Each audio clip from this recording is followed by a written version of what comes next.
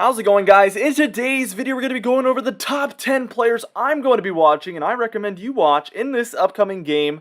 Just some players to pay attention to in our Week 3 final preseason game coming up tomorrow.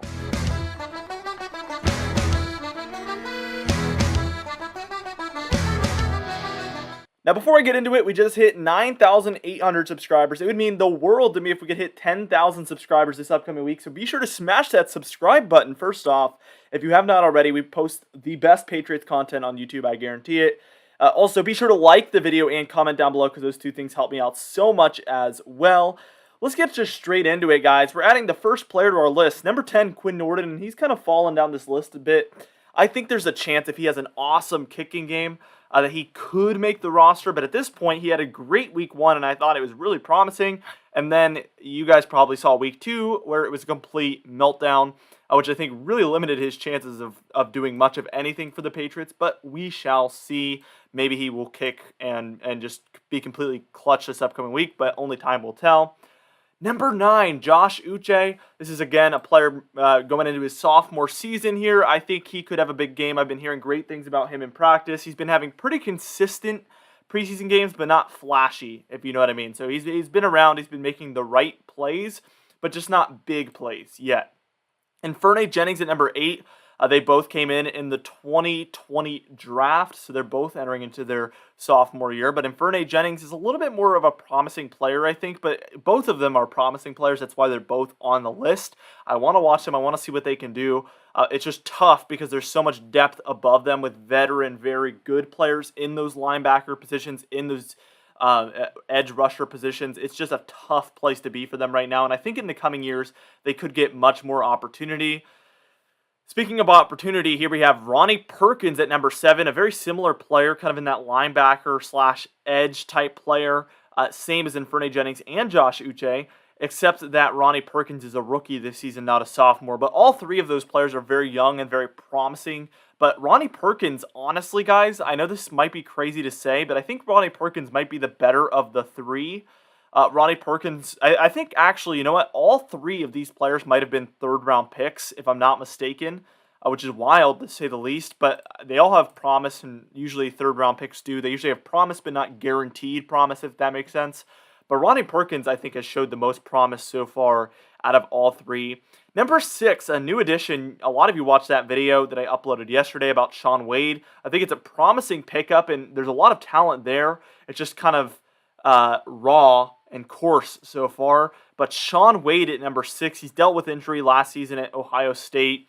They switched him from slot to outside corner. I think there's a lot of reasons why he had a huge kind of downhill turn in his final year there at Ohio State. But the first 2 years he was there, he was a very promising cornerback, being able to shut down players from that slot position without injury. But his final year, he was injured, and he played at a position he wasn't as comfortable in, obviously.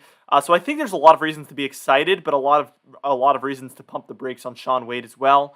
But I don't think anybody's really getting overly excited, so there's not really any brakes that need to be pumped anyway. But I want to see what he can do. He was having a very huge breakout preseason with the Ravens, and I want to see if he has any sort of a similar... we only have one game, obviously, which is a little disappointing, but I want to see if he can have any sort of a similar performance with the Patriots when he comes on the field, which I'm expecting he will, just because they obviously want to see a lot from him, see what he can do. Since they only have one game to do so, I'm sure he will be there. But I want to see if he can play any sort of shutdown defense, get any turnovers or anything like he was for the Ravens. That would be a promising start for him. Number 5, a player that's moving up the list, Christian Barmore. Let's talk about a guy who should have gone in the first round, just a beast at the defensive line.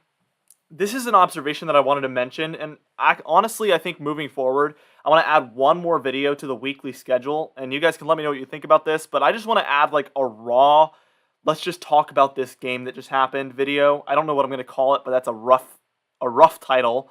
But I just want to have a video where I could talk for as long as I want about whatever I want about my thoughts on the game. Let me know if you guys kind of like more of just a raw, like unfiltered video like that, where it's not really any rhyme or reason to it. I'm just talking about everything I thought about the game, whether it's bad or good or whatnot. We will talk about it. It'll be a much more natural video.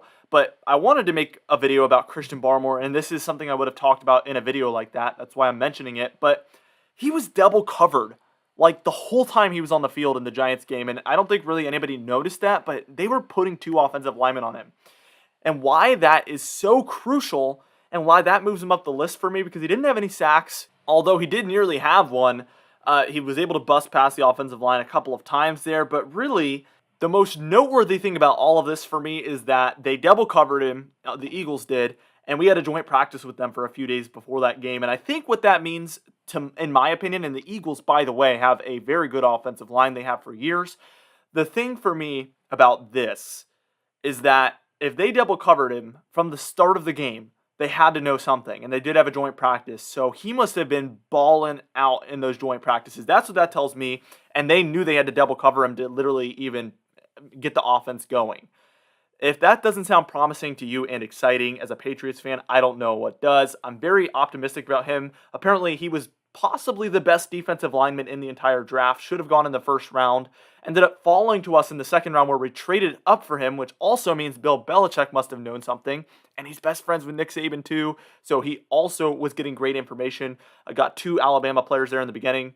I wouldn't be surprised if they end up being some of the best Alabama players that come out of the draft because Bill Belichick knew something about them from Nick Saban. That's pretty obvious to me. Number 4, J.J. Taylor. It's an exciting week for him because he basically is almost guaranteed a roster spot, especially if he has another great game. With Sony Michel getting traded, that opens up that spot for J.J. Taylor. With the promising offseason he's had and the similarities between 2 Patriots legends from the past 10 years, James White and Dion Lewis. Dion Lewis, I mean, legend might be a little bit of a stretch, but they're 2 players that I loved watching over the years. And to see the similarities there with J.J. Taylor and the way those 2 players were able to perform for our offense and just lead to great things, I'm sure they plan on keeping J.J. Taylor around because he can kind of fill that void.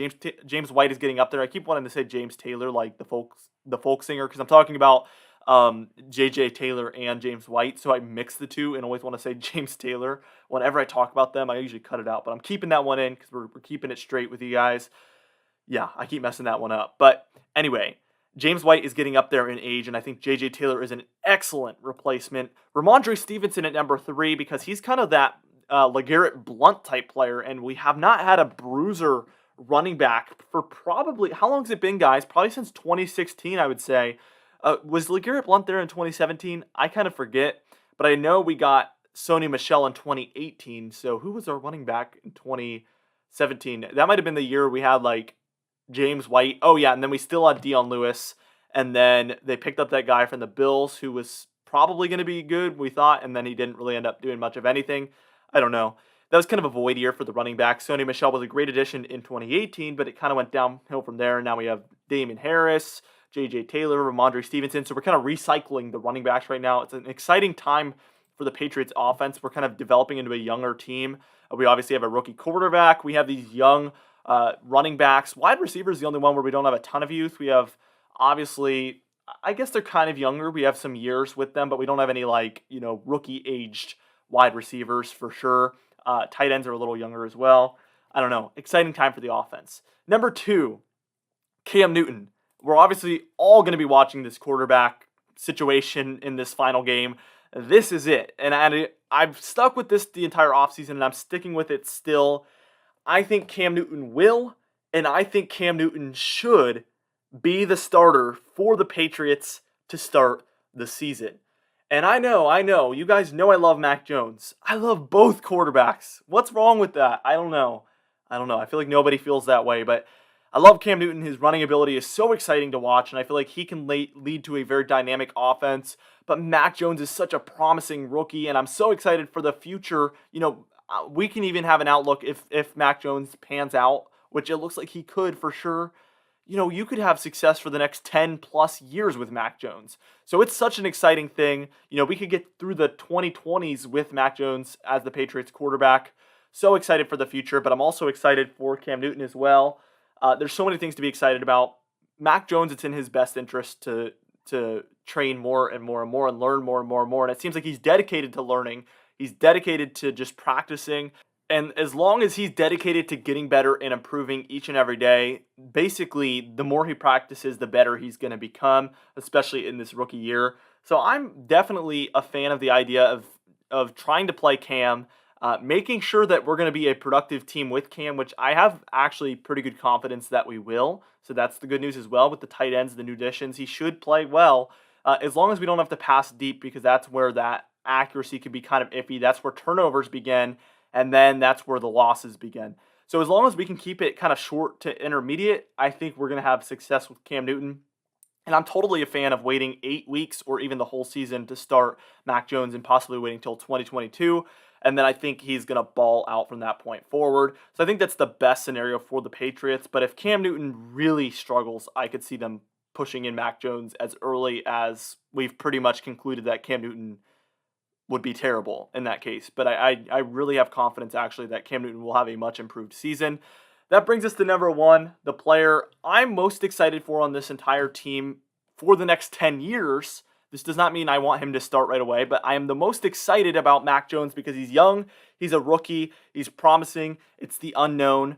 Obviously, so intriguing. Mac Jones is the number one player I'm excited to watch. If he can really close out this preseason with another strong game, that is going to just have me I'm going to be so excited and just so happy for the future and so confident moving forward that Mac Jones is the future. I'm sure everybody wants that to occur, so that's where we're at. Anyway, that's the 10 players I'm most excited to watch and the players I'm going to be watching for during the preseason game. Be looking for these players because I think these are the ones that are the most crucial to be watching. We will see how these young, promising players all turn out. The only veteran on here is Cam Newton, actually, I just noticed, so that's pretty cool too. Anyway, guys, thank you so much for watching this extremely long video. Thank you so much for watching. Be sure to subscribe, like the video, and comment because all three of those things help out the channel so much. I hope to see you guys back in our future videos. The game's tomorrow. I can't wait. I don't know if I'll be uploading a video tomorrow. Off the top of my head, I can't think of anything I'd want to upload, but maybe I will. I don't know. So maybe see you tomorrow, if not Monday, with our discussions for the game, the highlight videos, all of it. Anyway, see you guys later. Thank you so much for watching.